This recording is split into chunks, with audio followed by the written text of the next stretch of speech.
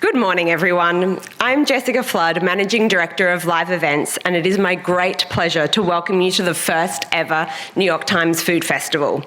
This is a festival as big and as exciting as the city that inspired it. All this weekend, there have been food tastings, live cooking demonstrations, and more just down the block in Bryant Park. Last week and into next, we hosted 7 evenings of exclusive dinners at 10 restaurants, picked as by our favourite food critic, Pete Wells. And here at the TimesCenter, The Talks, a series of discussions with the most interesting and vital voices of the food scene today.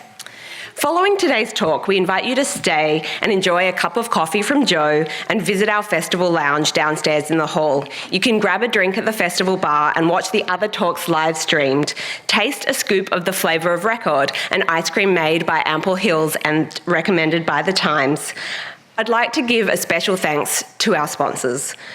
Our presenting sponsor, MasterCard, and our major sponsor, Uber Eats, our wellness sponsor, Yogi Tea, and our event sponsors, Bullet, Don Julio, and Smirnoff Seltzer, our New York Times Cooking stage sponsor, Sub-Zero Wolf & Cove, and our supporting sponsors, AARP of New York, Badia Spices, Deloitte, Resi, Joe Company, and REI. And now to our program.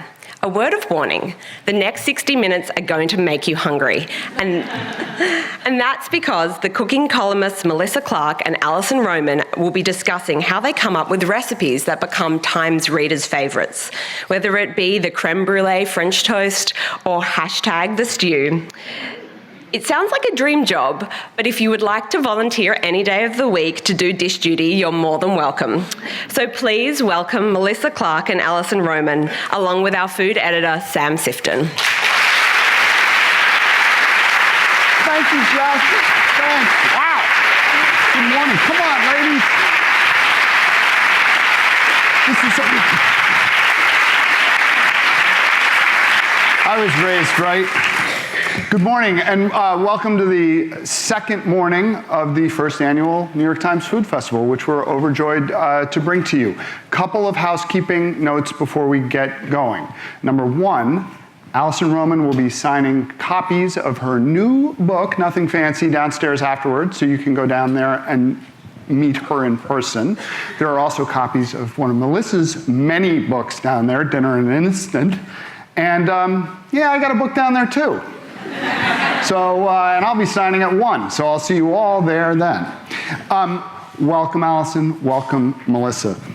We're here today to talk a little bit about how these two women do their jobs for the New York Times.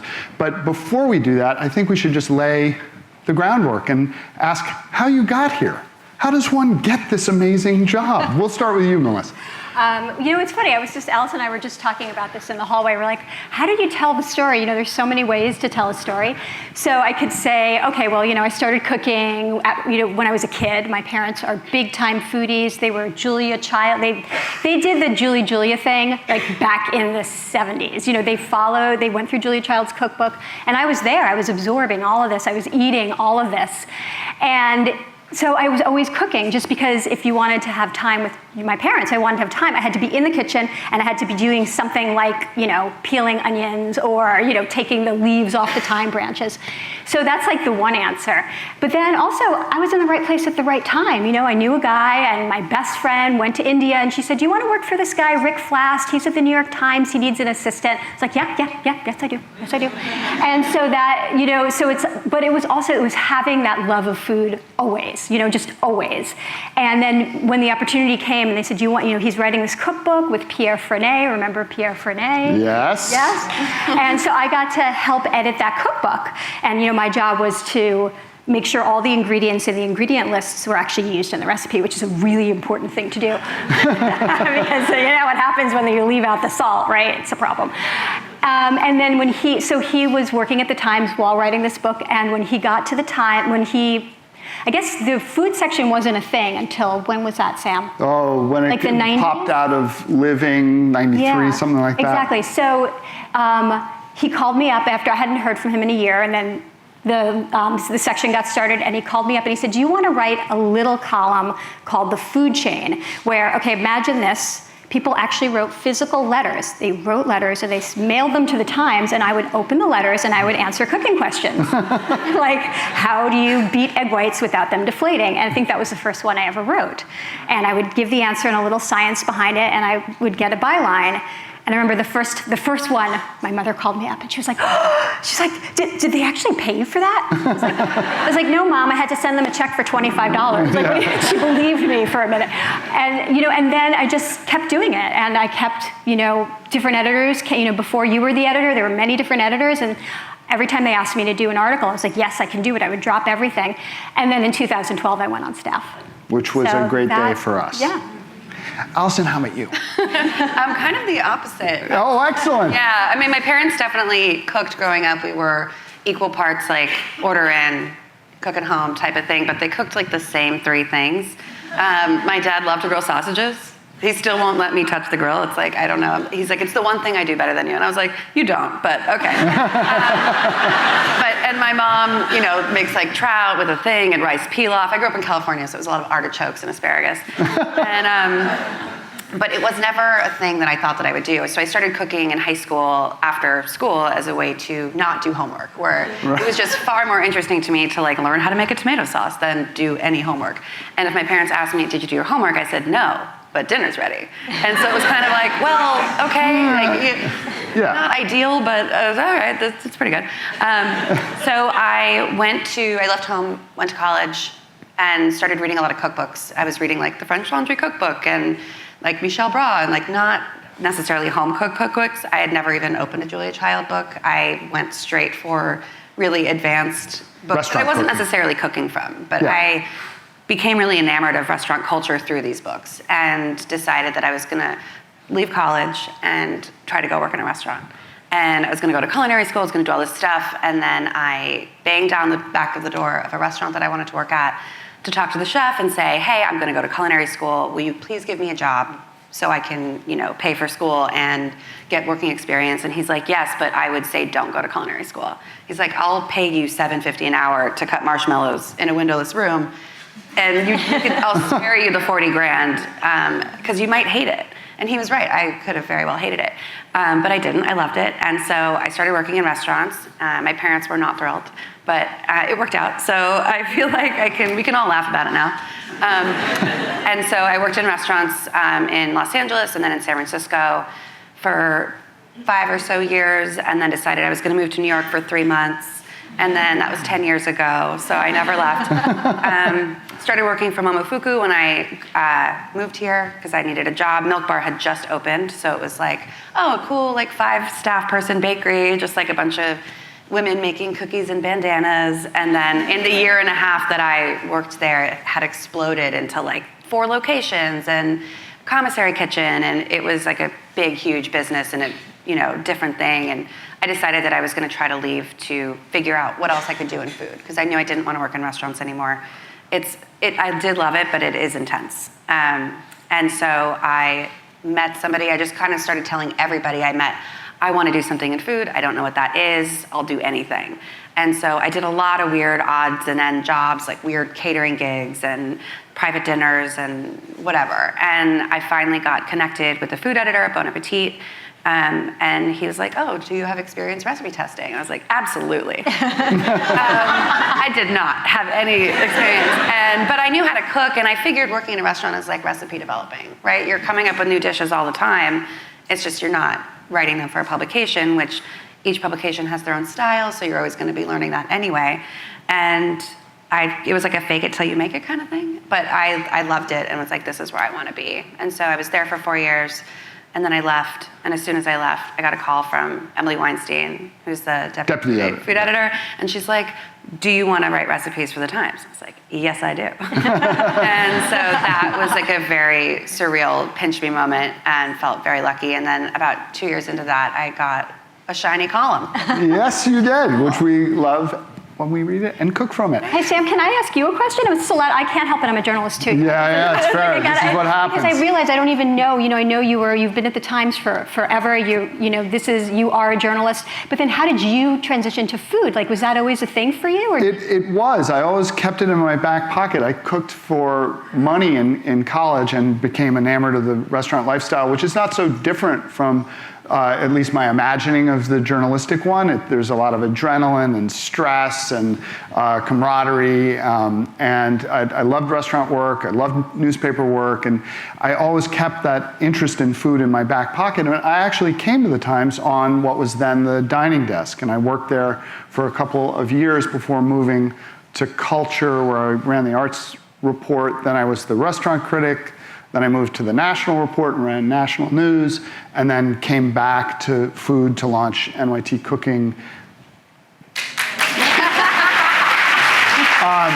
And do it. So I've always felt as a journalist that food is the one thing that I can approach anyone with to gain entry to their thinking about the world. Not everyone is interested in finance or sports or international news. Many of us are, but not everyone. Everyone is interested in food, even the people who say they're not. And if you meet someone who says they're not interested in food, ask them what they had for breakfast, and you'll be off to the races. Now, Melissa, that was artfully done on your part, but we're going to switch back to interrogating you. Recipes come into the world of the Times and into the world of NYT Cooking in various ways, right? What are they? Like so Alison writes recipes for the Times, and I'm going to ask you how you do that. You do as well, but there are many other sources for the recipes that come in. Can you talk a little bit about that? Yeah, because I know you do this too. We work. That's all I can do. Well, no, but we work with chefs, right? And we work, or not just chefs, with home cooks, with people passionate about a particular dish. And I love that part of the job.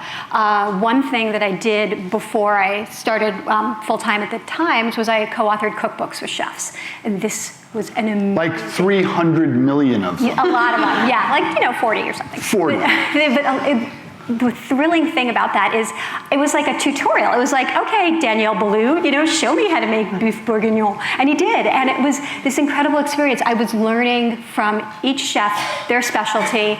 And the best thing I learned, though, was that everybody does it differently. Like, there's no one right way to do it, which is incredibly freeing. It's like, okay, so I can do it my way, and it's still going to turn out well. And that was great. So your way, though, is the way of our audience. It's the home cook's. It is definitely the lazy. It is the how can I wash fewer dishes way. That's what I think about all the time. That's a good way of looking at it, but it's self-effacing. I mean, the truth of the matter is, and I don't know if you two agree with me, but it seems to me that there's no one worse at writing a recipe for the home cook than a chef. Oh, God. Nobody, not on the planet. It's like 3 notes. Sweat brunoise. Yeah, it's like use a hotel pan, put it in the CVAP oven at like 78 Celsius. And You're like, can you please like home cook ovens don't go that low. They can't make it.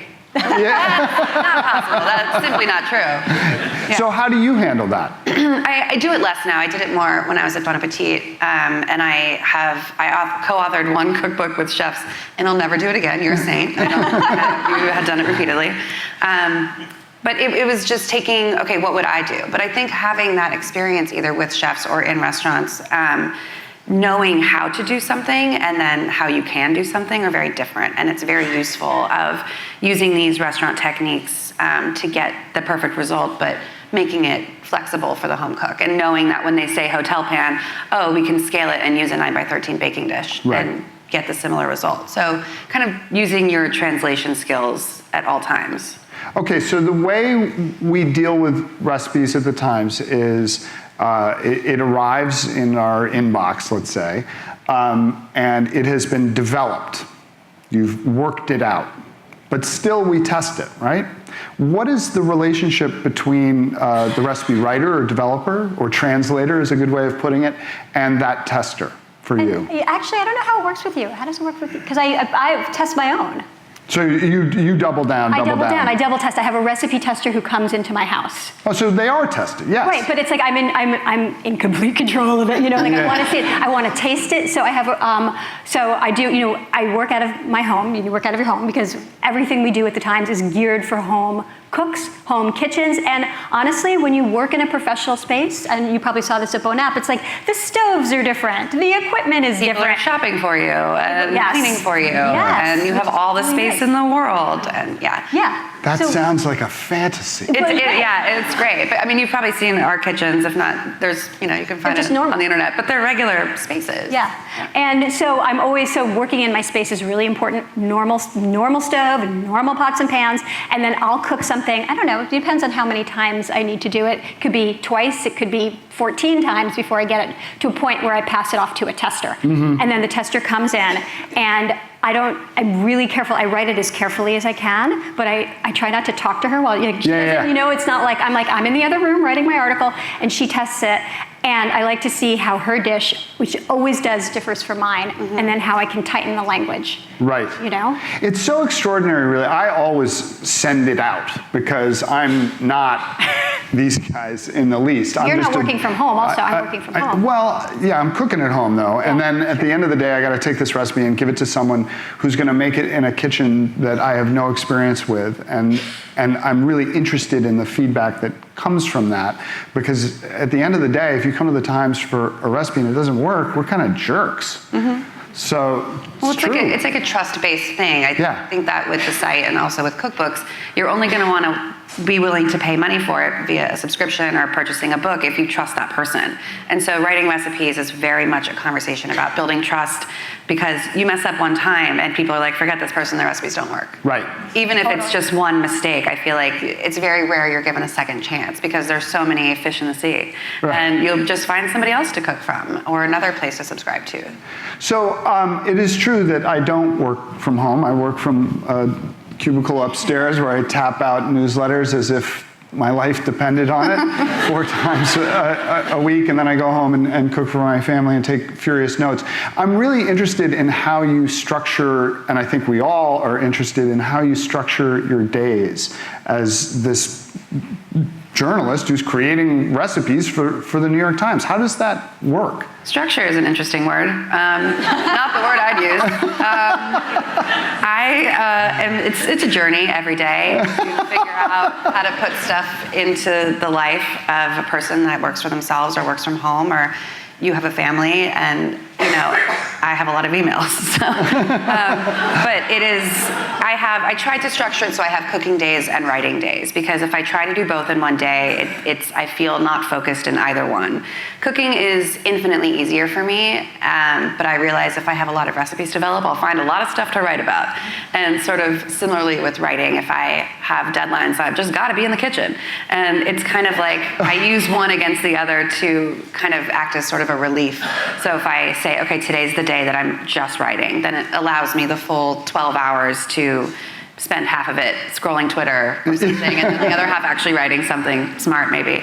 So I feel like unless I separate them, it's not good. I try to do like 3 days at a time, especially for cooking and developing, depending on the story. If it's, I shoot my column in batches, so it's 6 or so recipes at a time that I'm filing, so that we can shoot over 2 days. And that, I'll need a certain amount of time for. I can't really spread it out over a few days. So it's like I put on my calendar, no calls, no meetings, and I try to make that space. Otherwise, chaos ensues. Just absolute nightmare. Now, Melissa, you are under a lot of deadline pressure yourself. How do you put it together? Yeah, like thinking about the fact that I have a really big story due tomorrow, but I'm not thinking about that right now. Shrimp? This is going to be a very important story for you. And I'm going to actually write it as soon as I'm done with the festival. No, this is going to be you're going to love this story. This is a story about, like, what are we to make of shrimp? Are we supposed to, it's the most popular seafood in the U.S., and like, is it going to kill us? Is it harvested by slaves? Like, what? Yeah. Should we feel guilty? You're going to answer all these questions. Not right now, but can't wait. All the shrimp you can eat. Okay. No, but it's hard. So I do the same thing though, is that I have to divide up the time, because I feel like they're different parts of my brain. Totally. And if I try to cook and try to write in the same day. I don't do either one of them well. Yep. So, and it's really scary. The days where I'm actually under deadline and writing, I don't ever move. I need one of those things that, beeps on I need like a Fitbit or something to say, get up and walk, because I don't move. I sit there on my couch and just for hours. Teach me how to do that. Yeah, no, I can't. It's called anxiety. It's called anxiety. It works really well.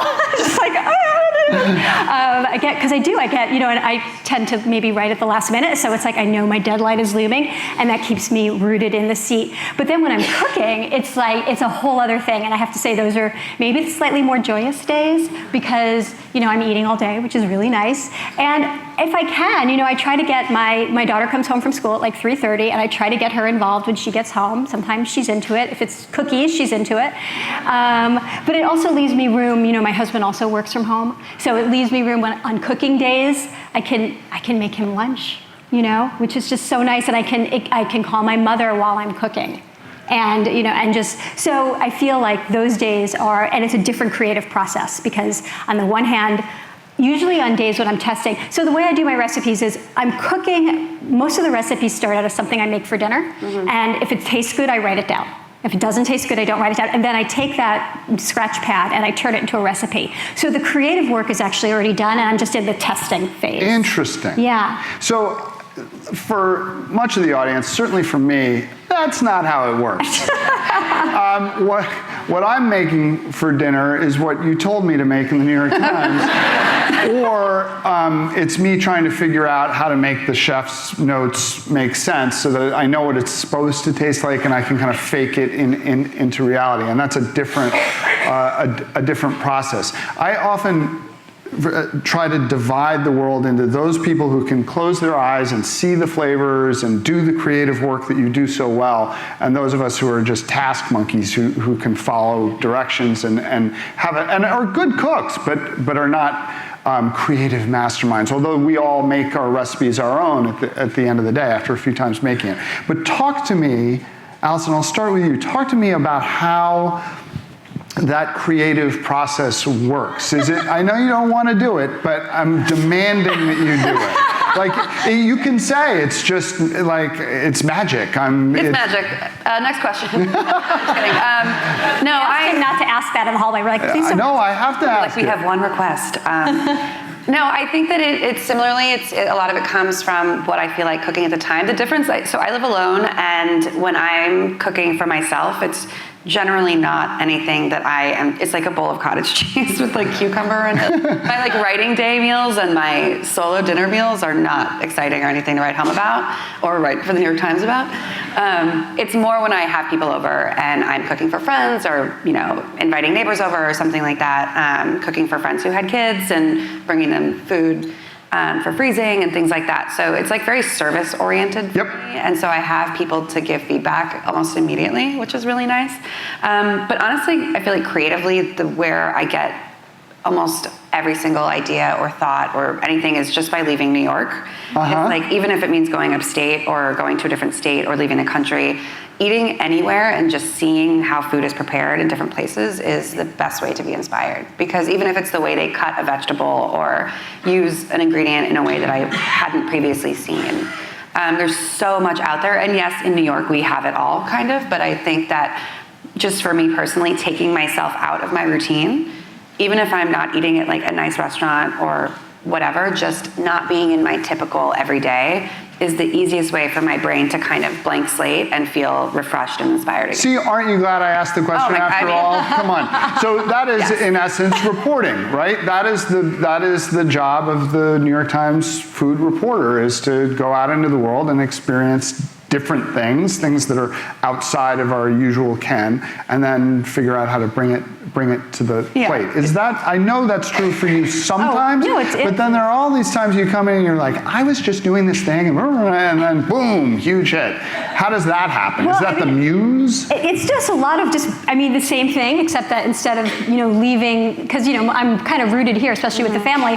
but it's like going to the farmer's market and seeing a new thing, or just going to the supermarket. Like going to the supermarket and being like, oh my God, what is this, strange thing that I've never seen before? I need to buy it. But in other places, I read a lot of menus online. So this is, if a new restaurant opens, or if someone said they went to a restaurant, while I'm talking to them on the phone, I'm actually looking at the menu. And every time I read a menu, like, how do those flavors work together? And if I can't picture it, I have to either go and get the dish, or I have to make something like it, because I just have this sort of, it's a skepticism, but like, if it works and it's genius. I mean, I'm trying to think of some of the combinations that I just didn't think. Before black garlic became a thing, remember and I was like, black garlic, fermented, mushy, I don't know about this. And then you have it, and you have it with something like chicken, which is just so easy to love, and you have roast chicken with black garlic, and then you're like, okay, I get it. And now I can create a recipe for it. But what if you can't get black garlic, right?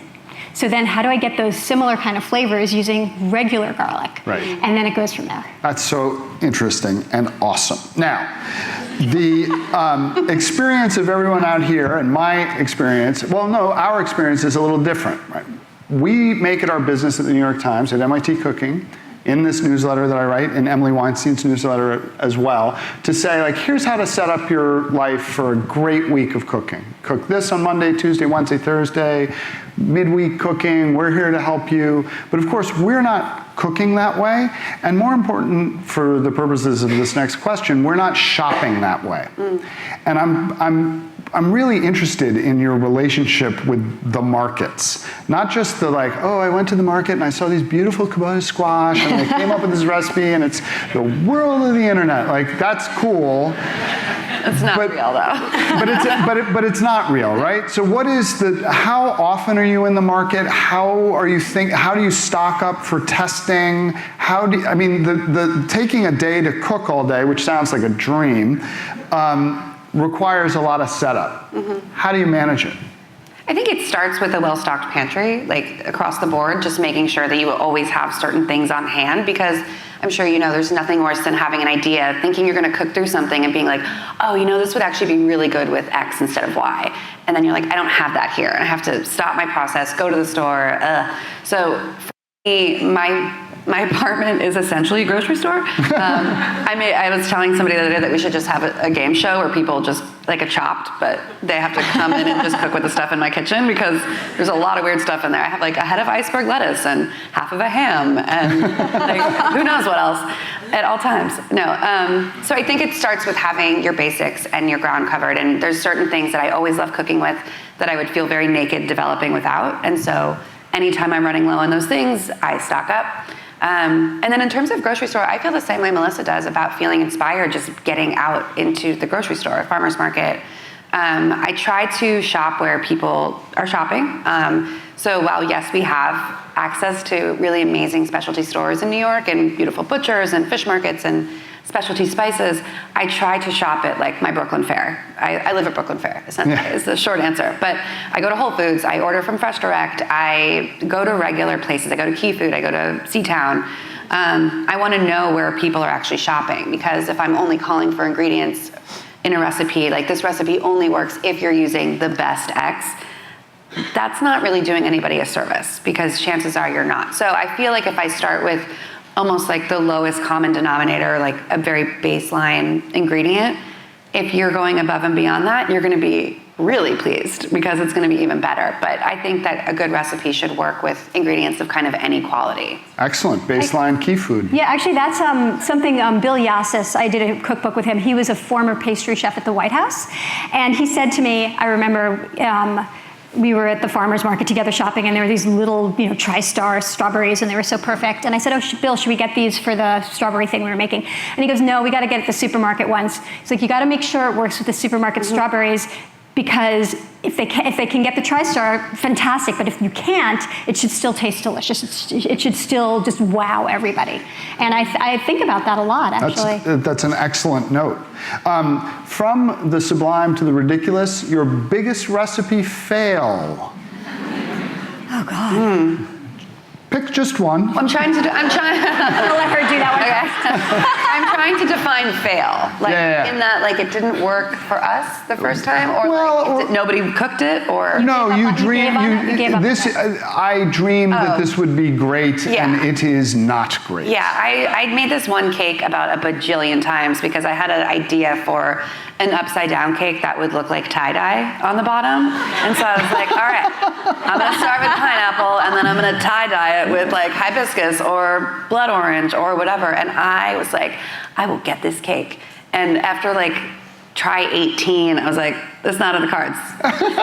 Or at least not this year. And I kind of moved on, but I still think about it all the time as, wouldn't that be cool? And the answer is yes, it would be. It would be cool. Hopefully I'll figure it out one day. I can't wait for the tie-dye upside down cake. I think that's going to be good. But I feel like baking is the one for me too, because baking is the hardest. It's like you can salvage anything. You know, it's like if you just put some, Turkish chili flakes and olive oil and lemon on it, it's going to taste good if it's savory. But when you have a cake or you have cookies or something, if they're not right, then it's just not going to work, right? Yeah. And remember, this is not on Melissa, and we won't reveal the book, but we were doing some recipe testing out of a new crop of cookbooks. Oh yes. And Melissa Clark made this celebrated bread, and yeah, I brought it in.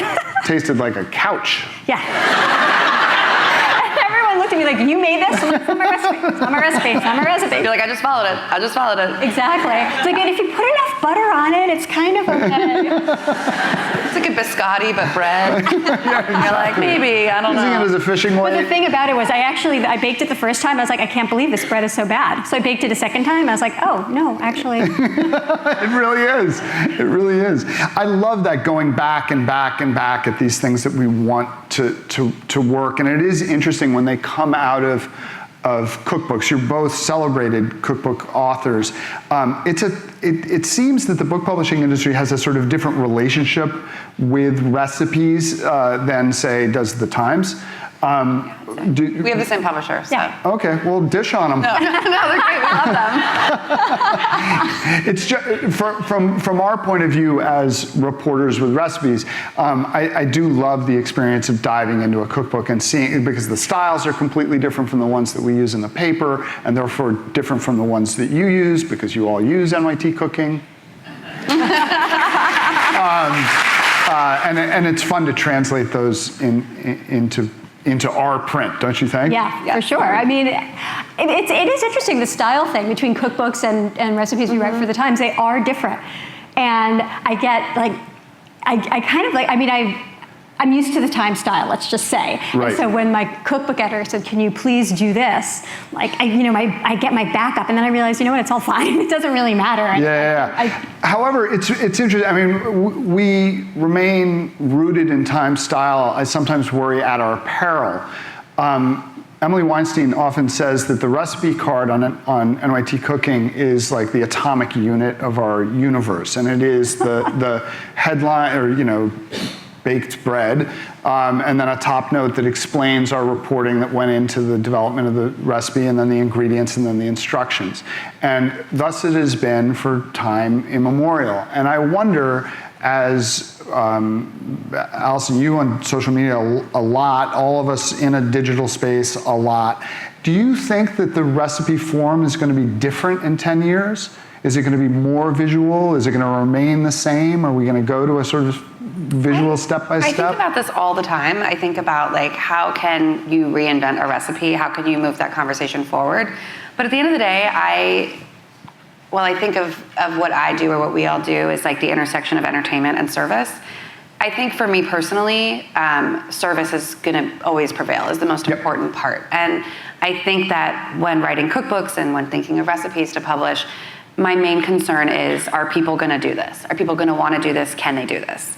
And I think as soon as you overcomplicate things in the way that you're trying to be more helpful, you're not. And I think that we've seen a lot of that, where it's like, okay, we're going to add images in between steps, and here's what it should look like. And I think for most people, maybe just me, that feels overwhelming. Mm-hmm. And it's almost like less information is more when you can give the right information. And Melissa, how about you? No, I feel like there is going to be change, and I think that I actually really welcome it. I mean, I don't know what's going to stick. You know, I mean, that's the thing. It's like there's all these different things.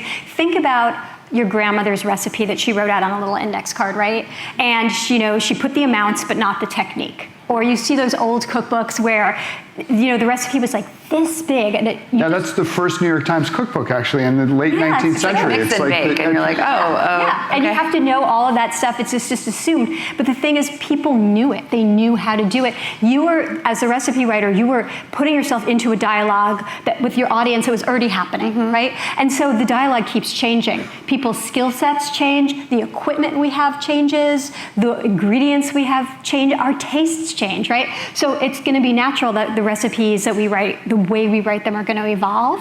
And I mean, I was just thinking, I was like, what would I really want? I know this is crazy, but wouldn't it be cool if you were cooking a recipe and, obviously you're doing it on your tablet these days or your computer, you don't have a printed out page, and your hands are all full of goop, and it's like, and they have the swipe thing, which doesn't really work that well. Wouldn't it be great if you could just cue it and it would just read you the next step? Yeah. We should be working on that, right? We're working on it in our R&D lab. Yeah, no, I mean, that's the thing I really want. I mean, right now I have my kid do it. I'm like, Dahlia, what does it say for step 3? She's like, what, Mom, what? Right. Dahlia, go for it. It'd be really good if I could just ask Siri or whatever, read step 3. Yeah, we are in fact working on this in our skunk works.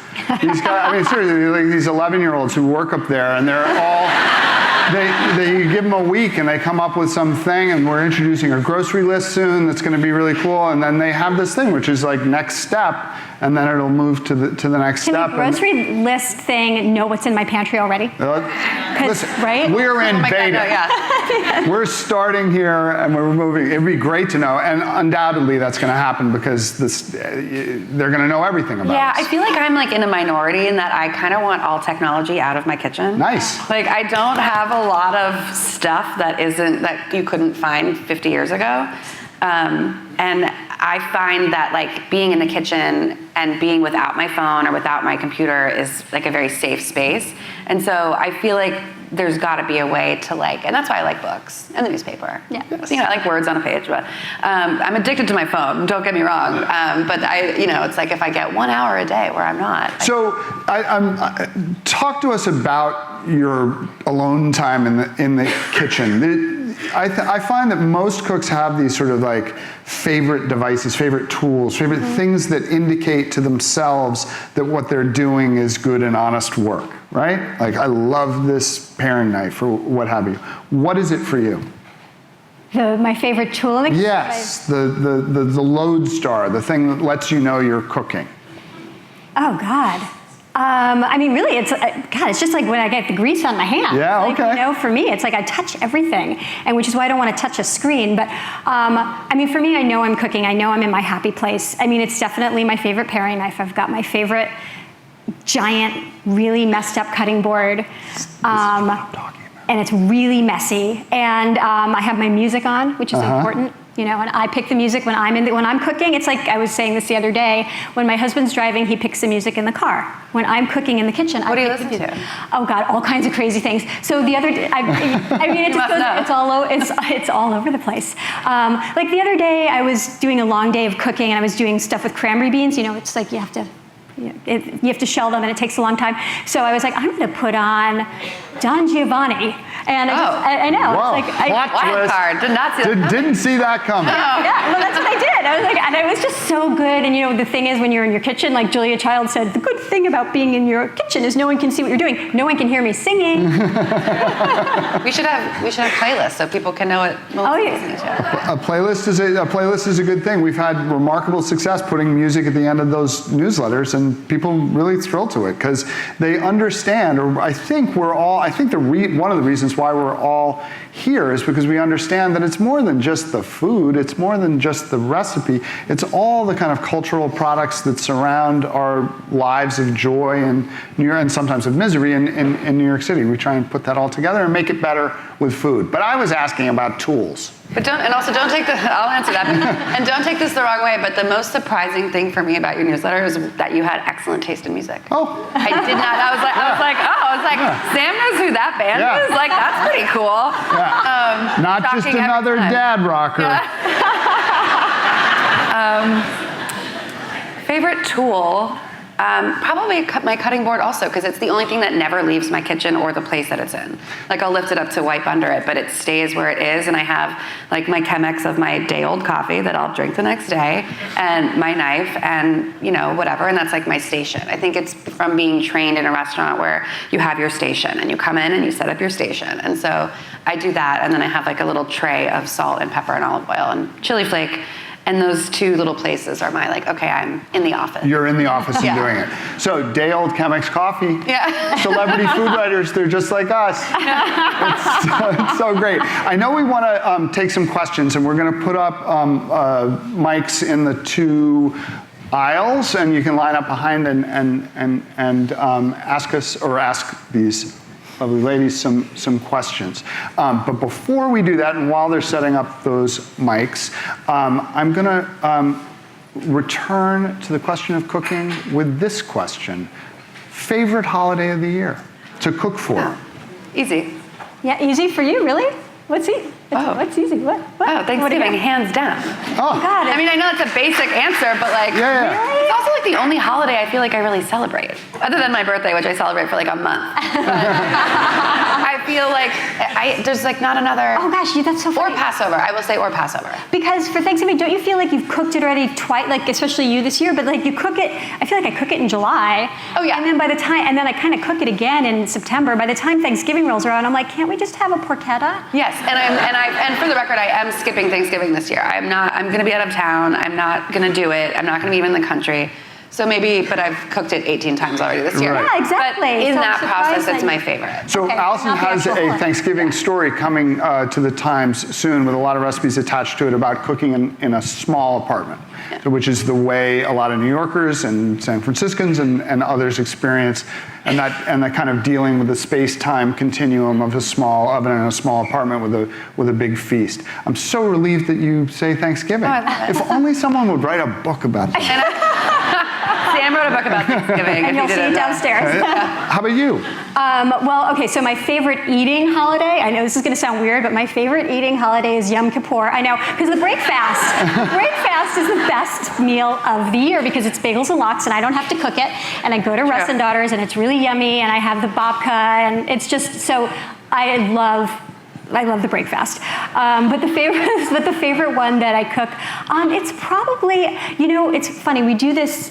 I started doing this Feast of the Seven Fishes for Christmas Eve. Now, I grew up totally Jewish. We did not celebrate Christmas, but my husband celebrates Christmas, so we started doing this Christmas Eve dinner, and it's not because it's just friends. It's not any family because my family doesn't celebrate it. It's just the best dinner party of the year for us. We get to get caviar because it's 7 fishes, and I get to put anchovies in every single course. I love it. I will come over. You could, please do. I'm coming. That sounds good. And it's just really and we get to serve the best. And it's Christmas Eve. It's just all the good things. Christmas Eve is a good feast. Yeah. I do a tortilla for.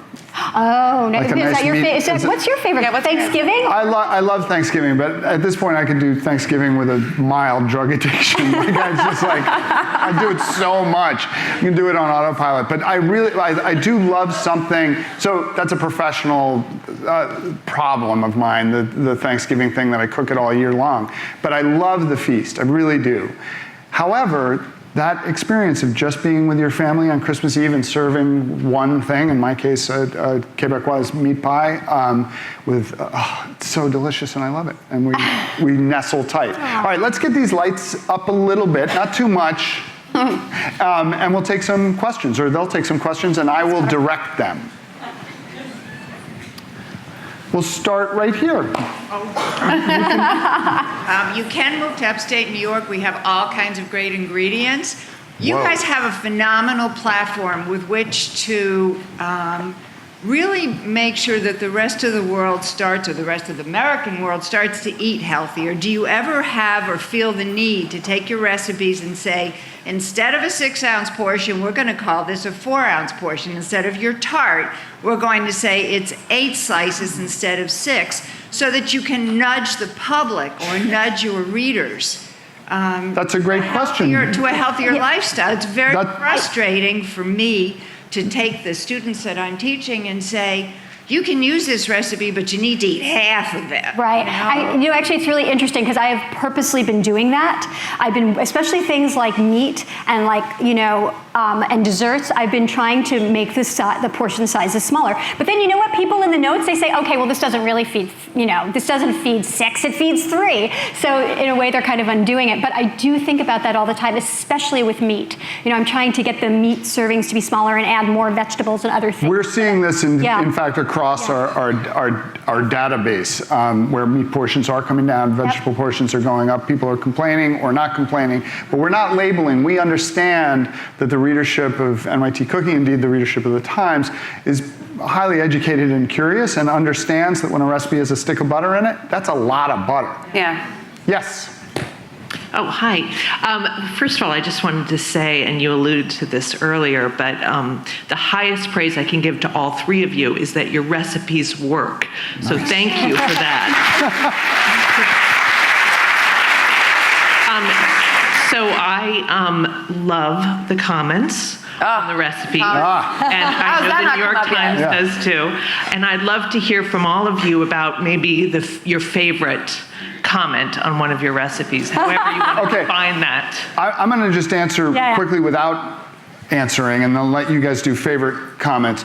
But they aren't comments, they're notes. And that was a deliberate thing on our part at the beginning, where we hope that this small gesture of saying that it's a note, not a comment, might lead to more helpful comments without calling them comments. Words, they matter. And it worked. We have this remarkably kind and occasionally hilarious marketplace of ideas below those recipes, and it's really neat.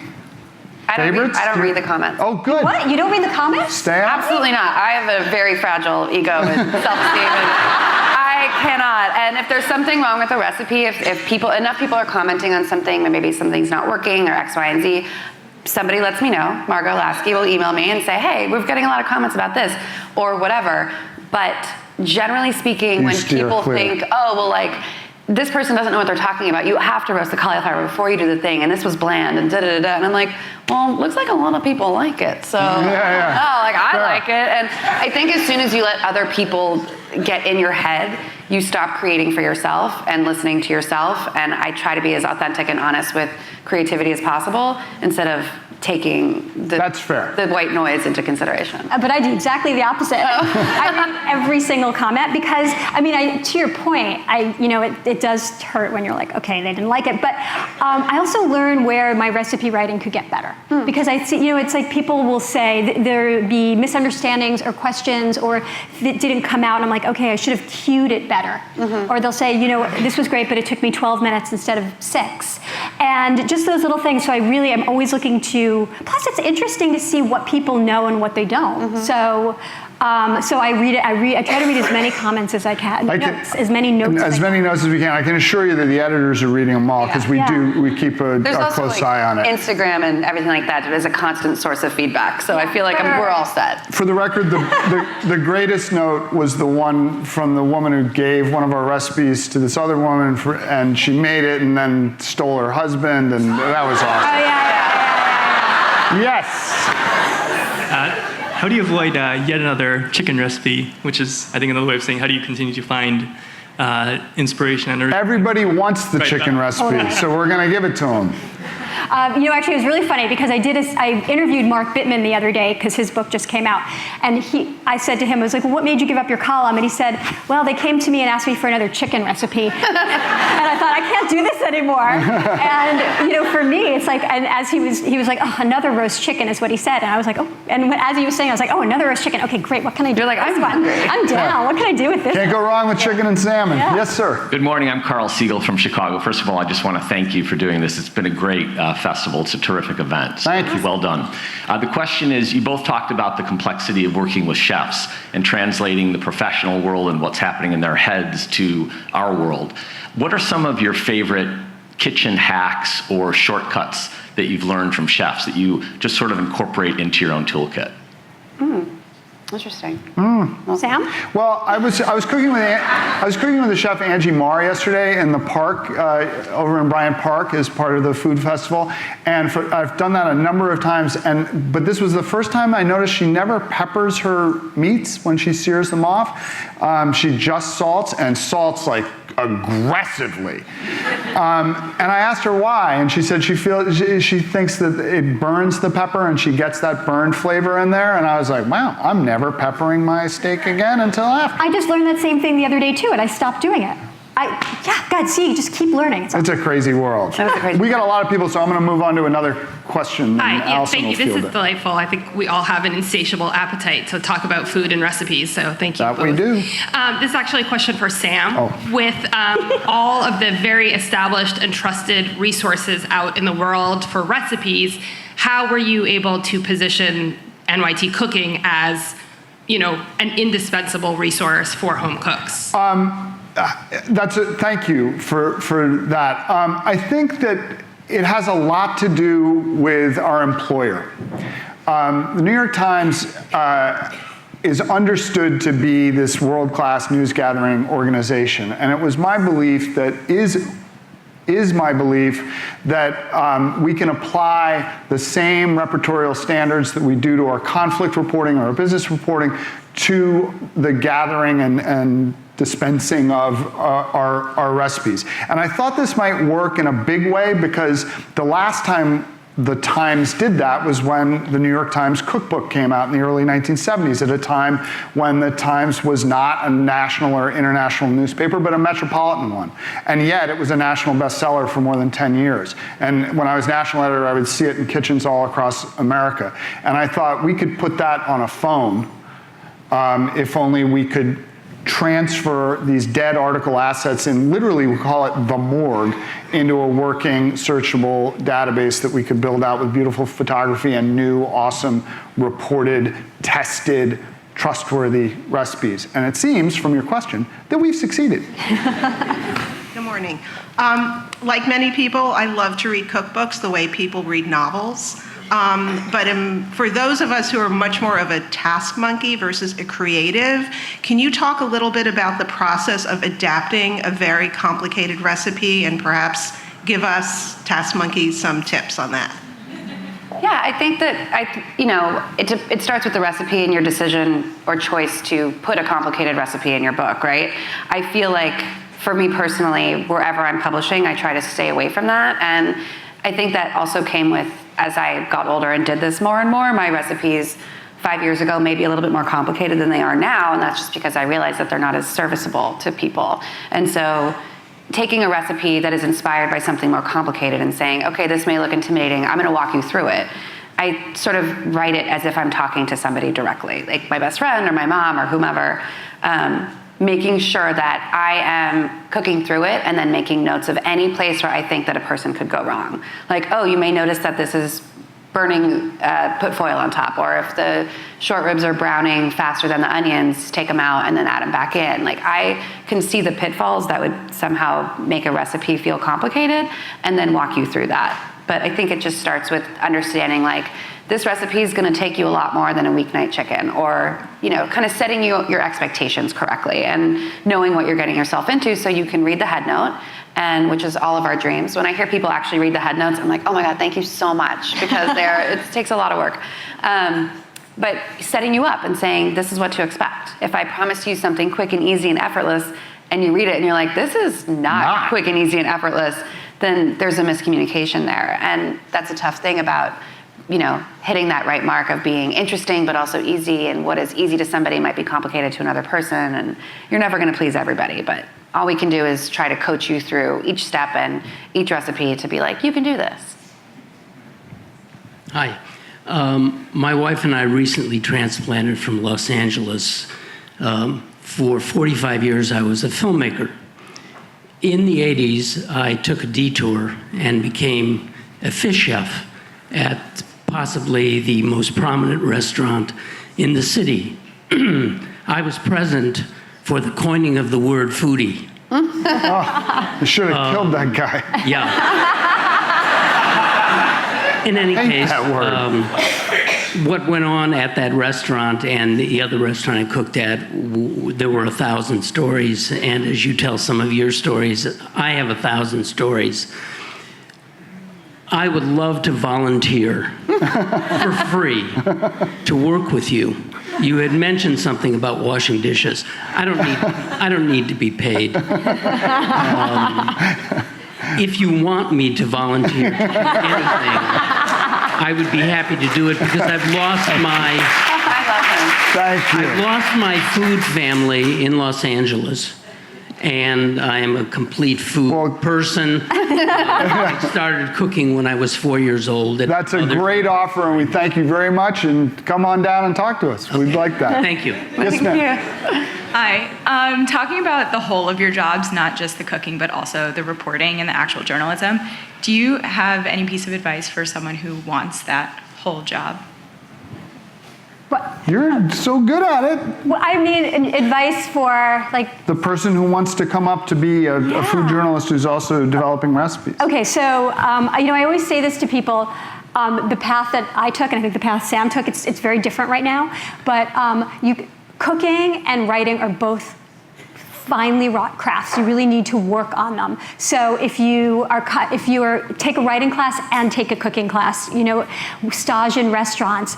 Amanda Hesser once wrote this thing about how to become a food writer, and she said, work on farms, learn about ingredients, take every educational opportunity that you can, but make sure to always be working on your writing.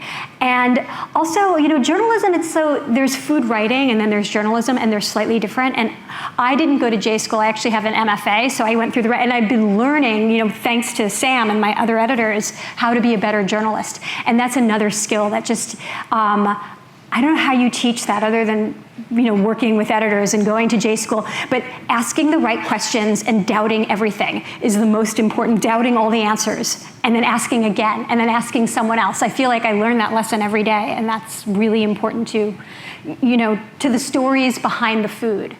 And there's also, right now, there's a lot of political journalism that's been, political food journalism, particularly, that's been coming up, and that's also a different skill set. So I would say get involved at the ground level, but always keep an eye on what you're writing and how you're writing it. And if your mother says she loves you, check it out. Yeah. Ask your dad. Hi, so very similarly, I am someone who is working on teaching myself how to develop recipes, and it's been such an interesting process. So what I wanted to ask is, how do you know when, okay, this is done, I'm ready to pass this on to the tester? How do you feel about letting go of that creative control a little bit? I think a lot of it is just sheer integrity for any person doing any job. Like, is this up to my personal standards? And I probably have higher standards for myself than I do anyone else. People are like, oh, it's like when people cook for you. I'm like, it's great. I don't care what it is. Like, for myself, I'm a lot harder on what I'm able to make.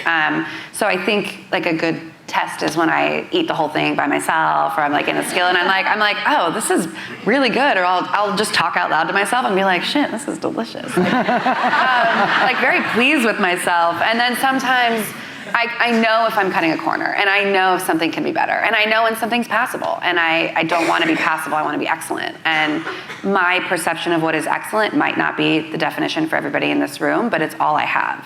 And similarly, the recipes get tested, and so I work with people that I trust to say, like, what did you think, honestly? And people give me feedback, and I think that adjusting from there is important as well. But so we've got a 3-day block for you to cook, and it's day 1, and you've got this great idea for chicken, and you make it, and it kind of sucks. Like, it's not that great. Yeah. That's wounding. It's day 1. What like that chicken's got to go? Yeah, but I got 3 days. So. I know. So, but that chicken's gone. Then you start right. Like, I would take to the couch. No, I mean, it's like, you kind of, yeah, well, that's why we do it, and you do the, yeah. No, I think when something goes wrong and you're like, ooh, not what I thought it was going to be, you kind of know almost immediately what was wrong. Like, oh, I used the wrong vinegar, or added it too late, or didn't add early enough, or whatever. Like, you can kind of know almost immediately why it's wrong. And if I'm completely baffled, then it's time to start over completely with a different idea. Right. But do you jump right back on the horse and add the correct vinegar? Yes. I always order the ingredients to make it at least X amount of times, depending on how long I think it's going to take. That's awesome. Yes. Hello. Hi. I have a pretty simple build on the last question. What do you look for in a recipe tester? Oh, I actually have worked with a lot of different recipe testers, so I'm looking for skills that I don't have. Specifically to compensate. I am fast and free and a little bit sloppy. I want someone who's methodical. I want someone who weighs and measures everything and doesn't say, oh, well, I know that a cup of sugar is always 130, or what is it, 200 grams. Like, I want someone who will weigh it every time anyway. So I want someone who can read a recipe and catch all the little mistakes that I can't see anymore. Basically, someone who is more of a obsessive type A person than I am. Same answer, 100%. Yeah. Also, if they have a terrible kitchen, it's super helpful. That's true. Except for me, they're working mine. But. No, they have a beautiful kitchen, as we've all seen in the videos. Yes. Hi. I wanted to know two things. One is if you all monitor your own Instagrams. And you ever look at that? Yeah. Sometimes. Oh, yeah. I mean, yes. Yes. Every day, all the time, constantly. It is. But I think similarly to the comments or the notes section, it's the best way for me to get feedback on recipes, to answer questions, to have a dialogue with people that are cooking. Okay, and the other thing is a tiny criticism, but... Oh, we love it. The site, I use it all the time, frequent flyer, but the search function stinks. Yeah, it does. Let me tell you something. Hot take. I'll take it. I know I'll remember a recipe and I'll put in something like chicken with... we all have this problem. You don't have to... the search function, that's a difficult thing to do. There's a company, what's it called? Google, that has like 25,000 engineers working on search. And we've got like 3 unbelievably brilliant people trying to work on it, and we're working all the time. We'll make that better. It's hard to compete with that company I just mentioned, but and it is frustrating. You're like, I know it has chicken, and I know Melissa wrote it, and then it doesn't come up, and it's frustrating. But then you can do the workaround. Just go to your regular search engine and put in all those things, and then it'll find it on our site. Yeah, and that's what we call a backdoor. Yeah. Aside from each other, what food writers do you guys read to kind of get inspired and stay on your toes? Ooh, food writers we are inspired by. Other than our colleagues, because I live for my colleagues. You know who I go back to a lot is Lori Colwin. Yes. Because here's a woman who's cooking the way Times readers cook, the way we cook, in a tiny kitchen in the West Village, and telling stories that surround her food that are about emotion, that are about feeding other people, that are about sadness, that are about joy. And those are all the things that I want to communicate through my work when I can. So I encourage you to go back to Lori Colwin. Yeah, I would say that some of the food writers that we've forgotten about, the ones you can only find in books. Yeah. I mean, MFK Fisher, Jane Grigson, a fabulous British food writer. That kid Bert Green, I found him from the store in Amagansett. Just an amazing cookbook, totally out of print, and I just discovered the other day he's an amazing writer. Yeah, Judith Jones, amazing book. Nora Ephron, great food writer. Yeah, true. I tend to favor both with cookbooks and actual writing to go backwards, just because there's so much there that we're so concentrated on moving forward and what's happening right now that I feel like everyone's just doing the same thing, and that's not that interesting to me. So I feel like looking at the work that was done in a past where people were really writing from an authentic place and pure love of the craft, essentially, rather than what's going to get them published on the internet, is a really good place to start. We're going to take one more question, and then we're all going to go down and buy these guys' books. First, I just want to say thank you, because I just never liked anchovies in anything. And can I say that's my favorite comment? And then Melissa put them in everything. Well, you brought all these great flavors into my cooking in different ways that I didn't know what harissa was before. Anyway, my question is about the photography, because I recently made they were pork chops with snap peas, and after I made it, I was like, well, I followed the instructions, and it's a totally different color green than the green in the picture. So I was just kind of wondering, when the food photography happens, is it you made the dish per the instructions and then they take the picture? Or is it Yeah. Did they make it so the picture looks Do we pretty? judge the for picture? book? No. We don't mess with there's no Kardashianing of the food. That said, one of our photographers, Andrew Scrivani, talks about this window in his studio that he calls his magic window, and he often shoots at the end of the day in the magic hour, and the light is perfect, and everything is awesome, and it looks like your wedding photograph. And you don't look like your wedding photograph, so I don't, and so that can create a little bit of disjunction. But that's not always the case. I mean, if you think of Alison's The Stew, hashtag The Stew, like I've seen 20 gajillion photographs of that dish on Instagram, and they all look like the one we put in the paper. So sometimes it works, sometimes it doesn't. It's different for everybody, honestly, and I think that for like cookbooks where I'm cooking the food and there's like a little bit of styling, but I think that for the most part, we're cooking the food and then taking a photo of it. Yeah. And that's different across the board. But sometimes it's like there's food stylists whose job it is to make sure that the food is going to look beautiful enough for you to want to cook it. And chances are they're undercooking the peas ever so slightly to get the green color. I mean, that's what happens is like they're thinking about, food stylists are thinking about the look of the food. We might cook it until it's drab, like that horrible khaki color that tastes so good, but they're going to pull it off the stove a minute ahead. Secrets of the food world revealed. Thank you very much for coming today.